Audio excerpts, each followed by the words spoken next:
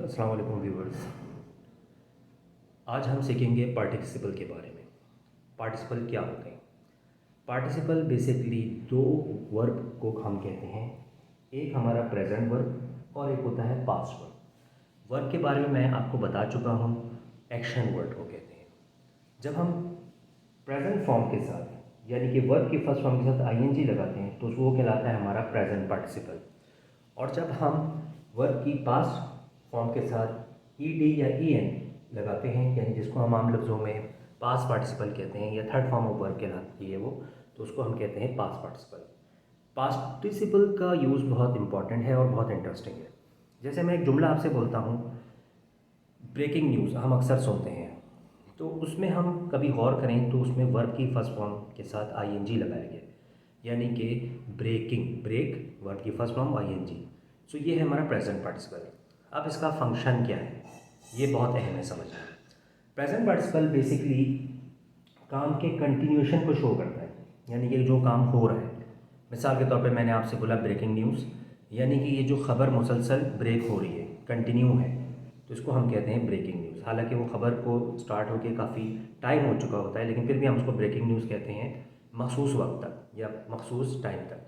तो उस लिहाजा वो वर्क जो होता है हमारा प्रेजेंट पार्टिसिपल कहलाता है, जिसको हम आईएनजी लगाते हैं और वो शो करता है काम के कंटिन्यूएशन को, यानी कि कंटिन्यू होने को, जारी रहने को। इसी तरह से हम कहते हैं, मैं कुछ मिसालें उर्दू में लूँगा, आप समझ जाएंगे उससे। रोता हुआ बच्चा, क्राइंग चाइल्ड, तो ये आईएनजी ने उस नाउन के साथ लगकर उसके काम को, कंटिन्यूएशन को या काम के जारी रहने को बताया है। अच्छा, अब मैंने कुछ मिसालें लिखी हैं, जैसे कि मैंने लिखा है I am having my lunch.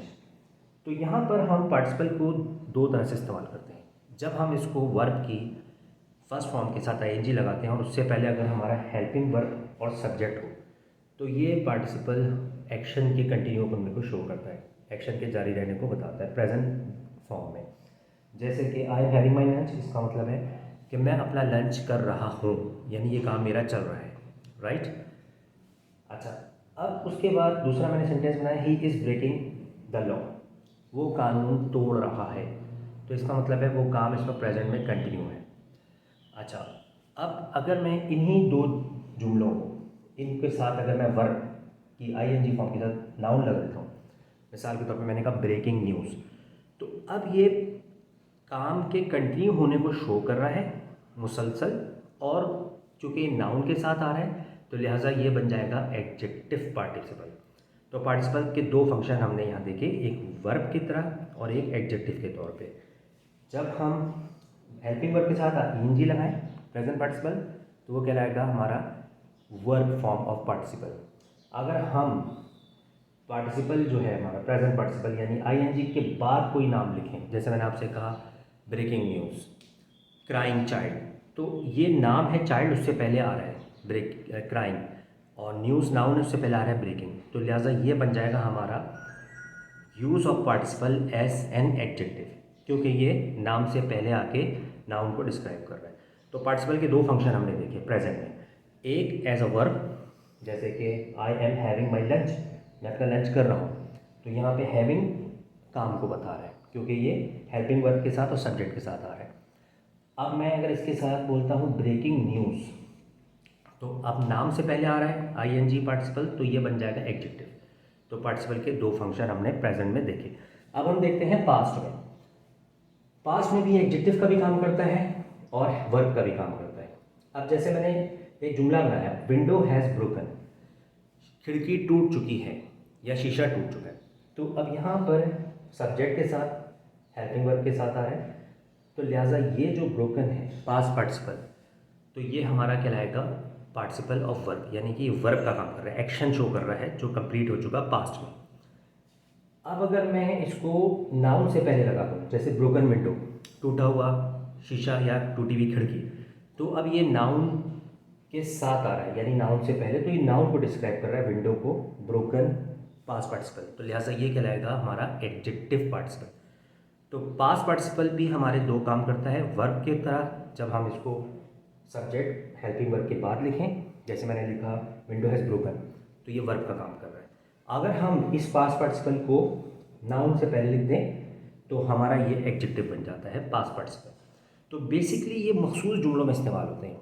मिसाल के तौर पे हम कहते हैं झूठा खाना, आमतौर पे ये बड़ा कॉमन वर्ड है जो हम समझते हैं किसी ने पहले इसको खा लिया है, तो हमारे उसकी इंग्लिश नहीं आती तो हम कंफ्यूज होते हैं, तो ऐसे खाने को हम कहेंगे यूज्ड फूड। इसी तरह का अगर हम जुमला बोलते हैं मिसाल के तौर पे इस्तेमाल शुदा कपड़े या इस्तेमाल शुदा गाड़ियाँ, तो हम कहते हैं उसमें हम पास्ट पार्टिसिपल इस्तेमाल करते हैं, जैसे कि यूज्ड कार, यूज्ड क्लोथ। तो ये हमारे को बताता है जो काम हो चुका किसी भी नाउन के साथ पास्ट में।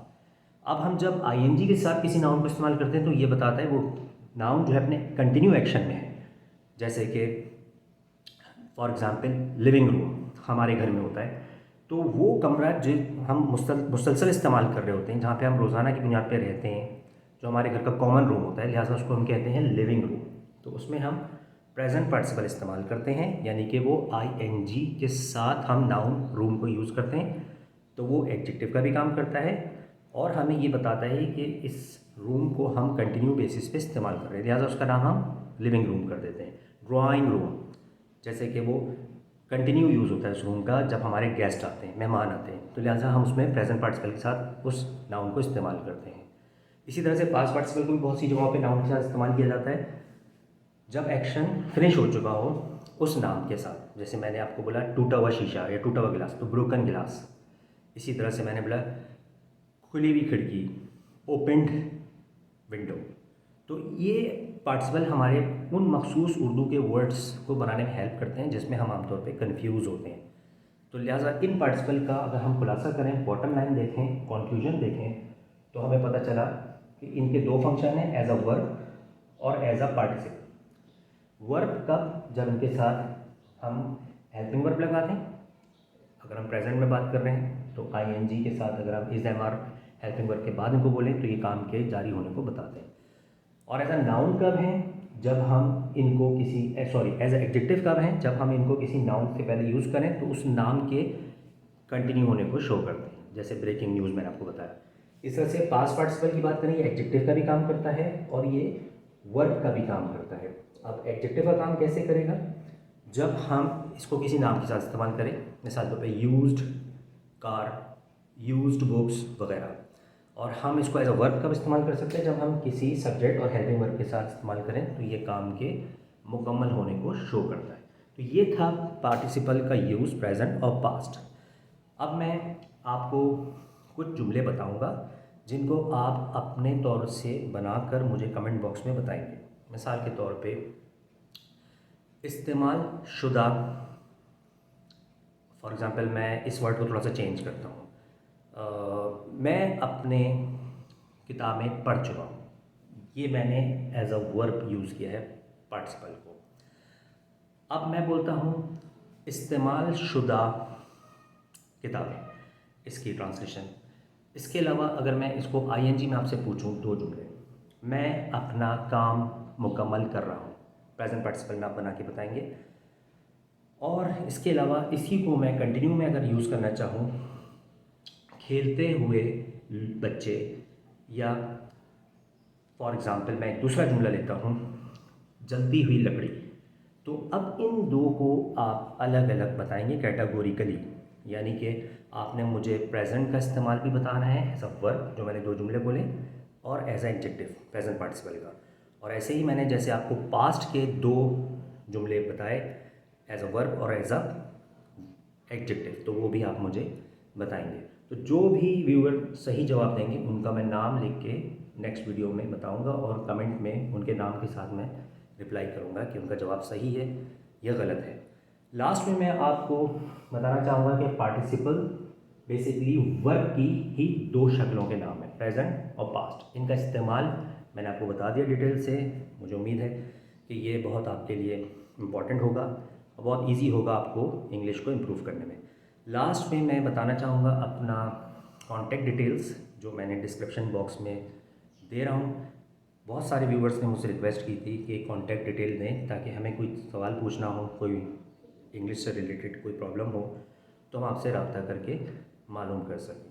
तो मैं अपनी व्हाट्सएप नंबर डिस्क्रिप्शन में मेंशन कर रहा हूँ और आपको कोई भी इशू हो, कोई भी हेल्प चाहिए हो तो आप उसमें मुझसे कांटेक्ट करके पूछ सकते हैं। Thank you for watching the video.